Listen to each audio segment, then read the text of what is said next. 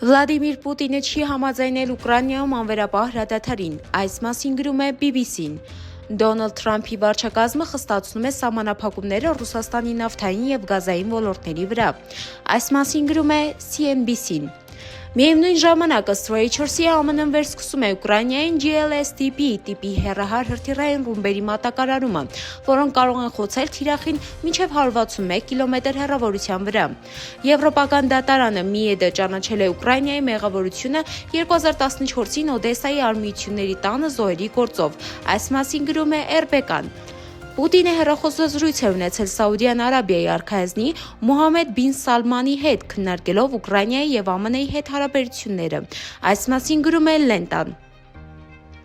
Ռուսական իշխանությունները Տելեգրամում արգելված սթիքերների օգտագործումը համարել են որպես ծայրահեղական նյութերի տարածում։ Այս մասին գրում է Գազետան։ TikTok-ն ընդունել է որոշում, որը վերաբերում է մինչև 16 տարեկան երեխաներին, նպատակը օգնել, որ նրանք քնեն ճիշտ ժամանակին եւ քիչ օգտագործեն հավելվածը գիշերվա ժամերին։ Այս մասին գրում է BFM-ը։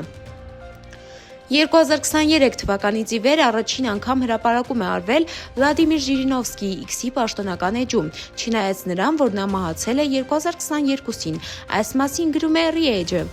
Սելենա Գոմեսի երկրպագուն գնել է երգչուհու Ադամանդե Մատանին ընդամենը $12։ Այս մասին գրում է Page Six-ը։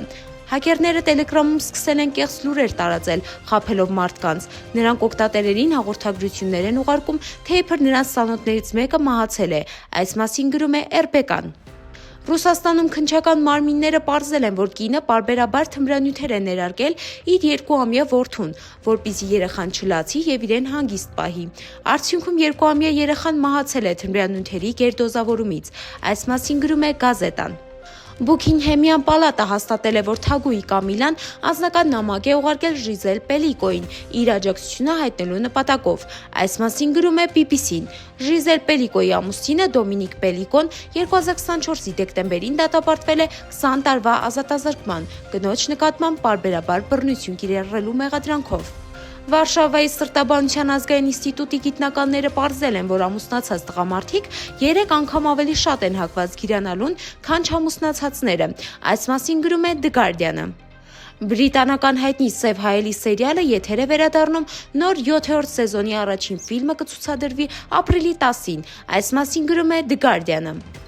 Դիսնեյի կողմից նկարահանված նոր Սպիտակաձյունիկ ֆիլմը, որը պետք է ցուցադրվեր ընդամենը 1 շաբաթից, արդեն իսկ հայտնվել է սկանդալների կենտրոնում։ Արդյունքում Դիսնեյը չեղարկել է ֆիլմի մեծ պրեմիերան Հոլիվուդում, դրա փոխարեն կազմակերպելով փակ ցուցադրություն միայն նկարահանող թիմի համար։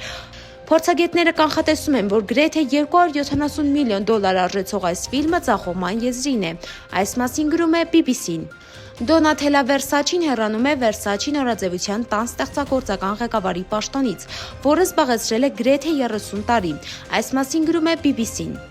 NASA-ի գիտնականները պաշտոնապես հայտարարել են, որ Մարսում կյանքի հետքեր են հայտնաբերել։ Այս մասին գրում է New Scientist-ը։ Այս եւ այլ լուրերի մանրամասներին կարող եք ծանոթանալ Օրագիր News կայքում։